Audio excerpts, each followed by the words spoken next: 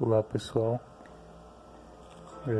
hoje vim fazer esse vídeo que diz respeito a um paralelo que eu faço entre a nossa vida e esse brinquedinho que a gente conhece como cubo mágico, né, que eu prefiro chamar de cubo da vida, já fazendo menção desse paralelo entre a nossa vida e esse brinquedinho. É apenas uma forma lúdica de trazer uma reflexão para cada um de nós. Bom, você vê que esse cubo ele está completinho, com as suas cores totalmente no lugar, e aqui eu comparo com a nossa vida, né? Existem momentos na nossa vida que nós estamos alinhados, né? E eu entendo que a vida ela é feita de construções e desconstruções, né? Até porque a gente só sabe o bem porque o mal existe, né? Nós só sabemos que passamos por dificuldades porque sabemos o momento da bonança. Então existe um momento na nossa vida que as coisas elas ficam um tanto bagunçadas, né? Elas embaraçam. E aqui é interessante porque nós, como servos de Deus, às vezes a gente acha que não podemos passar por dificuldades por ser servo de Deus, né? Mas não estamos isentos. A Bíblia fala no livro de Jó, que está a Bíblia, a palavra de Deus. Vai falar no livro de Jó, que Jó era um homem reto, íntegro, temente a Deus, né? Reto, íntegro, temente a Deus e se desviava do mal. Então você vê que ele tinha uma vida alinhada, como esse cubo mágico no começo, que a gente viu que estava todo alinhado com as cores. Mas houve uma tempestade na vida dele. Foi exatamente a aprovação que ele passou, mas ele estava na presença de Deus. Então, não estamos isentos de passar por provações, mesmo estando na presença de Deus.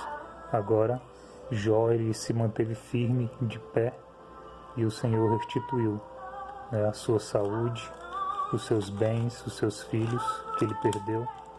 Quem sabe da história de Jó, que eu estou apenas resumindo aqui, vocês conhecem a história de Jó e sabem bem.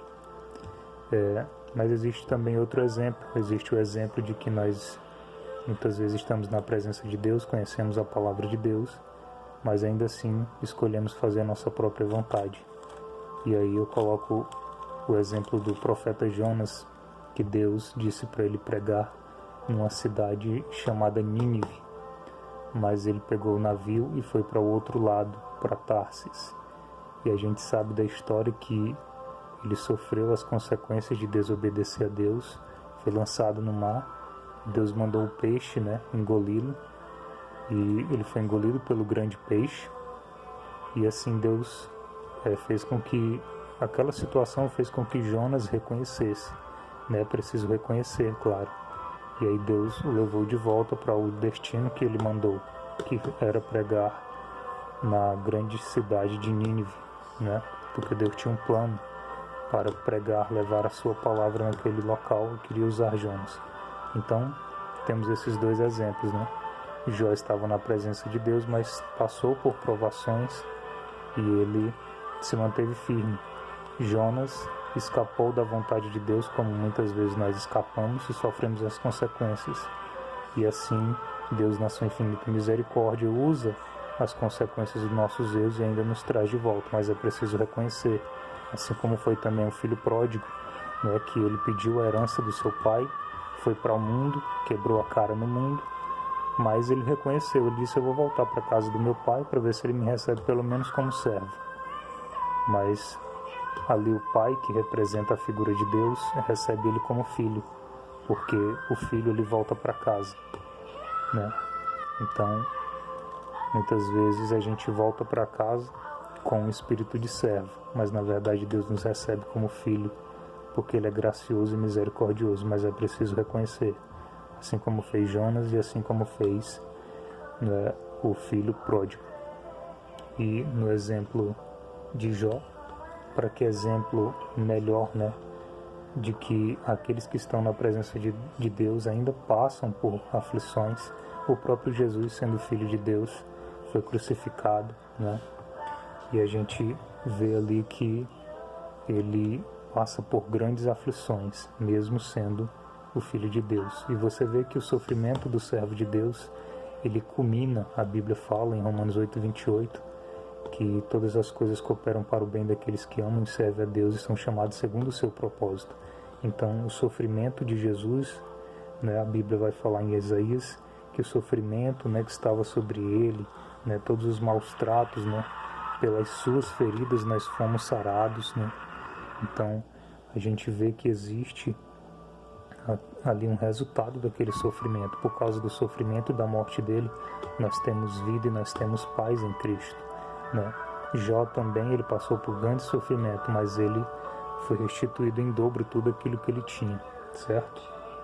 Então, a gente vê a relação desse cubo. Agora a gente vai trabalhar um pouco dessa relação. O primeiro passo, eu não vou ensinar aqui como fazer diretamente todos os passos, é apenas para correlacionar com a nossa vida, né? Sobretudo esse alinhamento trino que eu vou chamar aqui, que é essa nossa relação com Deus, com o nosso próximo e com nós mesmos, né? Então você vê que nós temos o meio amarelo e nós iremos trazer os brancos. Você vê que já tem dois aqui, né? Então nós iremos trazer os brancos numa forma de cruz, né? Que é chamada margarida, né? Ela completou também esses dois, mas o foco é a cruz, né? O foco é essa cruz, né? Então você vê que tem aqui o formato da margarida, né?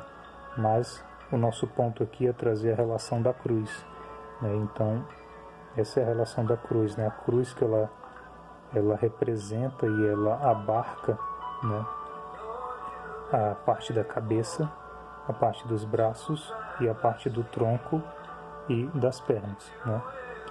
E aqui eu trago já a ideia de que a cruz ela representa justamente esse relacionamento vertical e horizontal, primeiramente com Deus, sobretudo de cima para baixo, vindo de Deus para nós, e assim também o horizontal, que faz menção ao nosso relacionamento com o próximo, né? E também, consequentemente, com nós mesmos.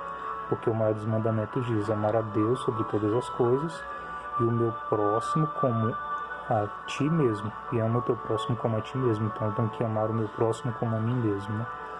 Esse é o maior dos mandamentos, do qual depende a lei e os profetas, né? Do qual depende toda a palavra de Deus. Então você vê que o meio aqui é amarelo. Então o próximo passo vai ser justamente lançar essas partes brancas para baixo. Você vê que aqui em cima é amarelo e as partes laterais da cruz são brancas. E nós temos que alinhar com o meio. E você vê que em cima é amarelo e embaixo a base vai ser branca, da cor justamente das laterais que nós temos. Isso, mas primeiro nós temos que alinhar também o centro, né? E esse centro eu falo como sendo, né, os meios, né, a forma com que você vai exatamente descer, né, porque nós precisamos descer.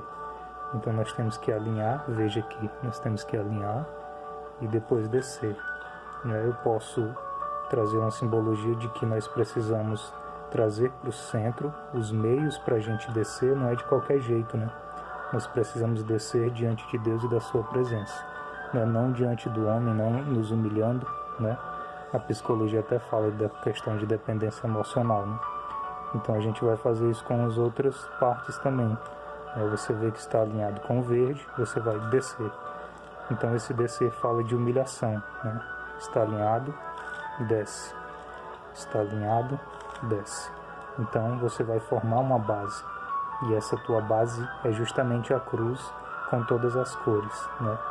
Que eu falo que novamente faz menção ao relacionamento com Deus e com o homem e com nós mesmos, né?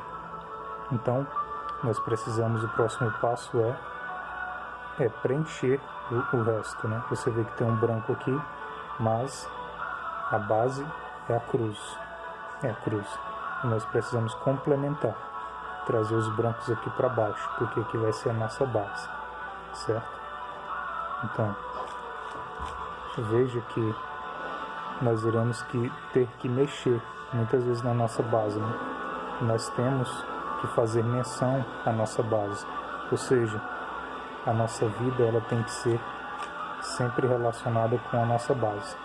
Você vê que a parte de cima está relacionada mais com Deus, então é como se a gente já tivesse preenchido mais a parte de Deus, mas também tem a parte humana, né? Tem que trazer os brancos aqui também, né? A outra parte, verde e rosa. Então, falta só mais um. A gente traz para baixo. Então, essa vai ser a nossa base.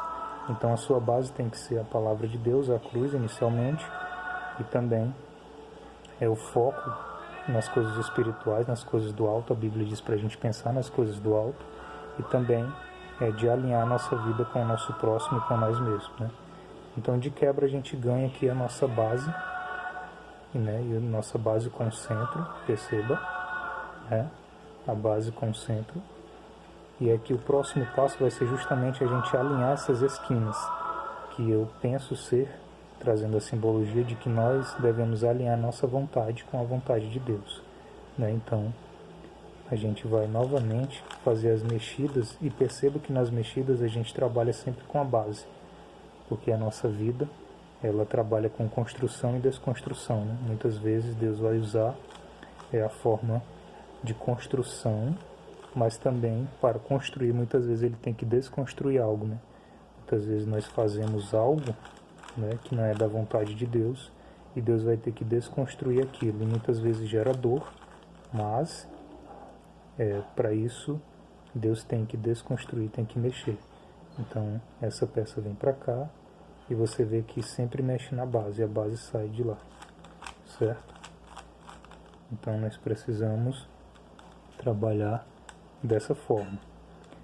Aí, com a base e com o centro da vontade de Deus alinhado com a nossa vontade, nós temos que alinhar a nossa vontade com a vontade de Deus. Aí nós passamos para o próximo passo, que é justamente o topo. O topo também nós iremos trabalhar a questão da cruz, né? E aqui são os movimentos certos, porque eu já sei os movimentos certos. Isso também faz menção de conhecimento. Nós temos que conhecer, né, os movimentos certos e entender a vontade de Deus para a nossa vida. E aqui você vê mais uma vez a cruz. Perceba que a cruz ela vem desde o começo, depois ela vem para a nossa base, alinha os nossos meios, e esse meio ele tem que trazer essa relação de também do alinhamento da vontade de Deus com a nossa vontade, que é o alinhamento das esquinas. E aí você percebe que em cima também, que é o topo, né? Justamente para a gente chegar no topo, a gente também precisa da cruz de Cristo, né? Da misericórdia de Deus. E aí a gente vai fazer os movimentos certos para completar o nosso teto. Perceba, é sempre trazendo a questão da cruz. Parte de cima, divina; parte de baixo, humana, relação com o próximo, com nós mesmos. Então, a gente vai completar isso, tem que ser completado. E também é a própria simbologia do teto, né? Uma casa sem teto, ela vai ser facilmente estragada com o tempo. Então, a gente precisa fazer os movimentos certos para a gente completar o nosso teto. Completou o nosso teto. Então, veja que nós temos uma base. Nossa base é a nossa fé, é Cristo, é a cruz, é o nosso relacionamento com Deus, nosso relacionamento com o homem. E, juntamente com esse alinhamento do meio, e esses meios eles têm que se interrelacionar, né, as esquinas, que é o complemento da segunda camada. E aí você vê que a gente passou para a cruz no topo e completou esse teto, né? Então a gente tem que estar coberto. E a última parte, eu penso ser e relaciono com a nossa as arestas que vão interligar tudo isso, a nossa base, o alinhamento dos meios, né, da nossa vontade, dos objetivos, dessa relação da nossa vontade com a vontade de Deus, e justamente o topo, né, para justamente alinhar a nossa vida nesse ser trino, nessa realidade de Deus, eu e o próximo, certo? Então a gente vai fazer aqui os movimentos, lembrando que eu não estou aqui ensinando, né, os movimentos, porque se trata apenas de uma correlação. Eu posso fazer um outro vídeo falando, né, sobre cada passinho para ensinar a montar o cubo, caso alguém queira, né? E aqui eu estou fazendo apenas essa correlação. Então perceba que aqui já vai ser totalmente alinhado. Ó, pronto. Então perceba que está todo montado: branco, o azul, o amarelo, verde, cor de abóbora, rosa. Então essa é a relação que eu faço com a nossa vida, e nós precisamos estar alinhados com a vontade de Deus. Lembre-se, né? Primeiro passo, a cruz, né? Depois a gente lança a cruz para baixo, né? Que fala de humildade, de humilhação diante da presença de Deus, onde a gente vai montar uma base sólida, baseada na cruz de Cristo, no nosso relacionamento com Deus e com o próximo, né? E assim nós teremos esse alinhamento total, certo? E com esse alinhamento, nós teremos então a nossa vida diante de Deus, né, diante do próximo, e também de bem com a gente mesmo, né? E aí, como eu falei no começo, a nossa vida é um processo, né, de construção e desconstrução, e vai sempre haver alguma coisa que vai desalinhar, né, como no caso de Jó, que mesmo na presença de Deus passou por tribulação, e também aquele que conhecia a vontade de Deus e não fez, e assim também desalinhou sua vida. Mas Deus, pela sua misericórdia, Ele faz com que a gente tenha o conhecimento preciso de se voltar para Ele por meio da cruz, e assim alinhar a nossa vida, assim como agora há pouco eu montei, né? Mas agora está bagunçado, e aí se eu for montar novamente vai custar muito. Então, que vocês venham refletir nessa forma lúdica de ensinar, de correlacionar, e Deus abençoe a todos. Deus abençoe a todos.